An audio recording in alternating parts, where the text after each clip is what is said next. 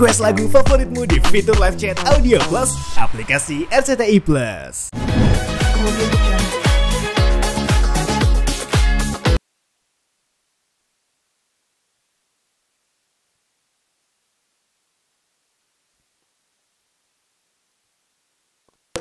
Surat panggilan tersebut terkait dengan laporan Ketua Pengadilan Negeri Jakarta Utara terhadap Rasman Nasution dan kawan-kawan terkait dugaan pelanggaran pasal 207, 217 dan 351 KUH pidana, yaitu tentang penghinaan terhadap pengadilan, menimbulkan kegaduhan di persidangan dan perbuatan tidak menyenangkan. Ini adalah yaitu terkait dengan ucapan teriakan-teriakan dari Rasman di dalam ruangan pengadilan yang mengatakan ke depan hakim, di meja hakim, sambil mukul-mukul meja mengatakan kepada hakim, koruptor, koruptor, koruptor.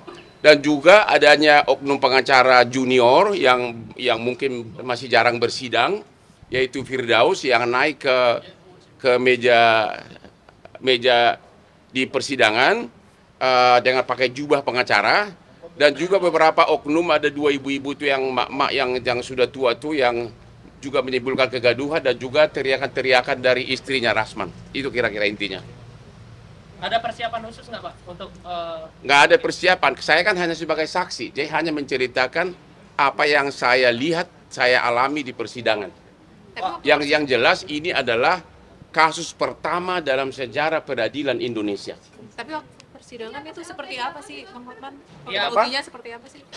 Kronologinya kan Anda sudah lihat begitu. Kan intinya begini, kan si Rasman menuduh sampai 11 kali posting di Instagramnya mengatakan saya itu penjahat seks, saya itu kelainan seks. Dan kalau sidang pertama, kedua kan sampai ketiga kan sidang terbuka kan.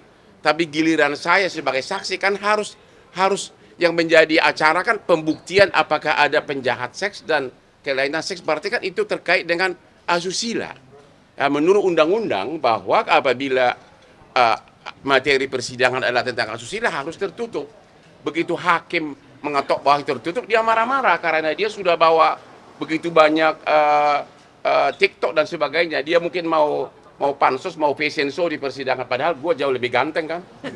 Pak, hari ini kan dia menghadap sama MA Bang terkait dengan pembekuan. Saya nggak yakin, saya merasa kurang yakin dia bisa diterima. Bagaimana perasaan seorang pimpinan Mahkamah Agung yang anak buahnya, hakim di bawahnya diteriakin di persidangan, koruptor, koruptor, dan itu di persidangan dan diketok-ketok mejanya. Jadi dia sudah sadar bahwa sudah berakhir karir dia, karena ada dua hal yang paling penting.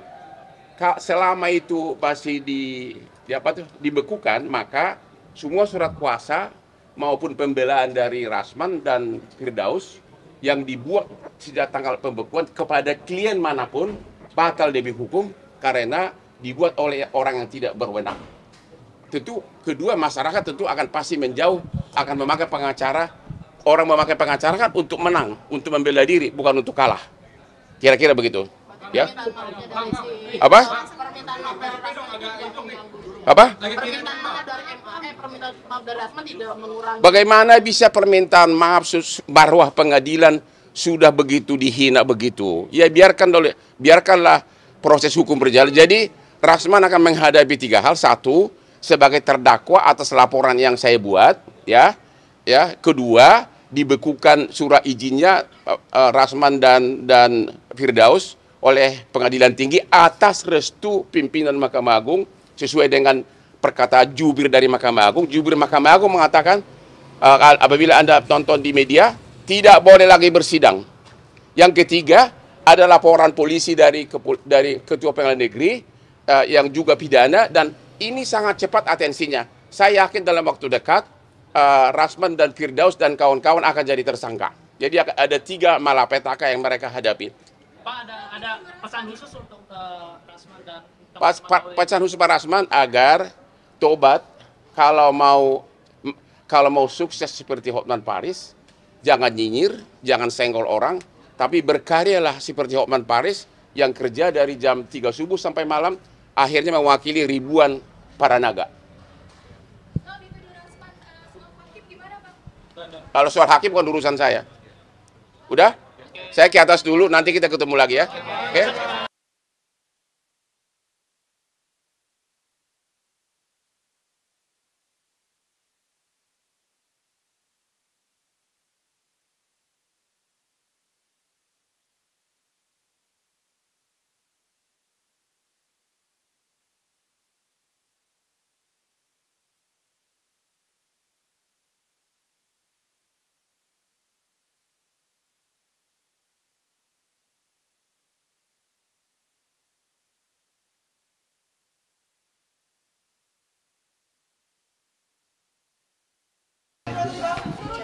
Pak,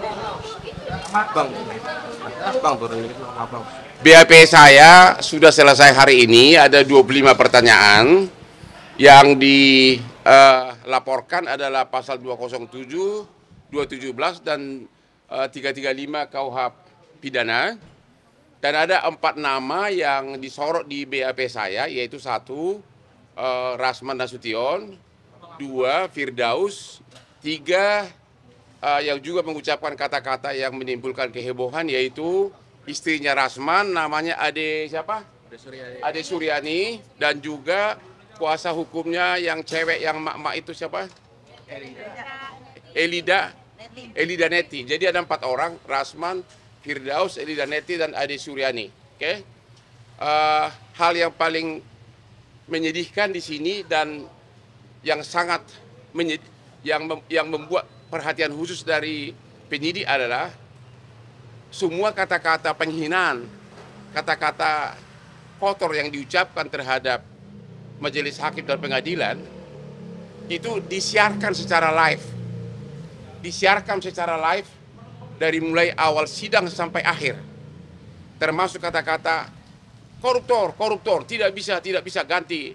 Terus masih ada lagi kata-kata yang tidak pantas diucapkan oleh istrinya Rasman, sama juga Adila Neti, dan juga waktu penyidik melihat jelas naiknya si Firdaus ke meja, tidak ada yang maksa, benar-benar sukarela, dan juga tidak ada sama sekali alasan dia gara-gara si Rasman katanya mau dicekek atau mau apa, itu tidak ada, karena videonya ada semua.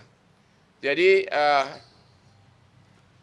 saya pun sebagai warga Indonesia menghimbau kepada Bapak Kapolri, karena ini tindakan pertama dalam sejarah peradilan di seluruh dunia, bukan hanya di Indonesia, di mana di depan hakim, depan meja sidang berani mengatakan koruptor, dan juga naik ke meja sidang dengan seolah-olah jagoan begini gaya Firdaus, agar Bapak Kapolri menerapkan pasal 335, karena itu salah satu dari 3 pasal itu pasal yang bisa dilakukan penahanan. Perbuatan tidak menyenangkan. Menurut KUH pidana itu walaupun ancaman hukumnya di bawah 5 tahun, tapi dikecualikan, bisa ditahan.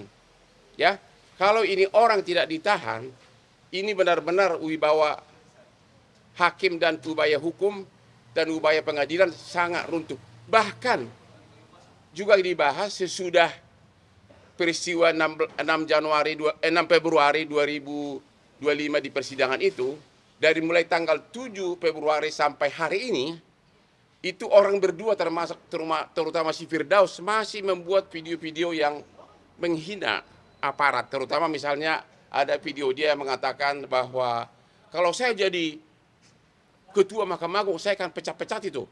Yang hakim miskin, apa dia bilang hakim miskin apa? Miskin iman, terus jaksa-jaksa kan, pokoknya seolah-olah semuanya miskin iman.